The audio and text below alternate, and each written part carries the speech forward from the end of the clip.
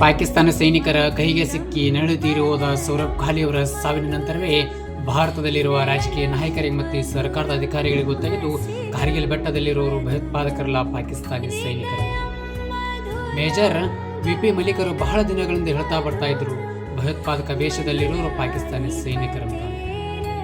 ಅಂದಿನ ಪ್ರಧಾನಮಂತ್ರಿಗಳಾದ ಅಟಲ್ ಬಿಹಾರಿ ವಾಜಪೇಯಿ ಅವರ ನೇತೃತ್ವದಲ್ಲಿ ಸೇನಾ ಮುಖ್ಯಸ್ಥರು ಮತ್ತು ಸರ್ಕಾರದ ಅಧಿಕಾರಿಗಳೊಂದಿಗೆ ಸಭೆ ನಡೆಸಿ ಕಾರ್ಗಿಲ್ ಬೆಟ್ಟದಲ್ಲಿರುವ ಪಾಕಿಸ್ತಾನಿ ಸೈನಿಕರನ್ನು ಹೊಡೆದೋಡಿಸಬೇಕೆಂಬ ಉದ್ದೇಶದಿಂದ ಆಪರೇಷನ್ ವಿಜಯ ಆರಂಭ ಮಾಡ್ತಾರೆ.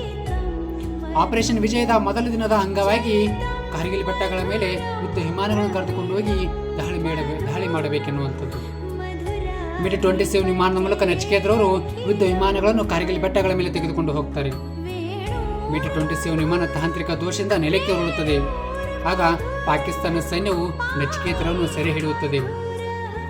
ಅಜಯ್ ಅಹುಜಾರ್ ಅವರು ಪ್ಯಾರಾಚೂಟ್ ಬಳಸುವ ಮೂಲಕ ನೆಲಕ್ಕೆ ಜಿಗಿಯುತ್ತಾರೆ. ಅವರ ಎಡಗಾಲನ್ನು ಮುರಿಯುತ್ತದೆ ಮತ್ತು ಆ ಸಂದರ್ಭದಲ್ಲಿ ಪಾಕಿಸ್ತಾನ ಸೈನ್ಯವು ಅಜಯ್ ಅಹುಜಾರ್ ಅವರನ್ನು ಯುದ್ಧ ಕೈದಿಯನ್ನಾಗಿ ಮಾಡಬೇಕಿತ್ತು. ಆದರೆ ಹೇಳಿ ಪಾಕಿಸ್ತಾನ ಅವರ ಮೇಲೆ ಗುಂಡಿನ ದಾಳಿಯನ್ನು ಮಾಡುತ್ತದೆ.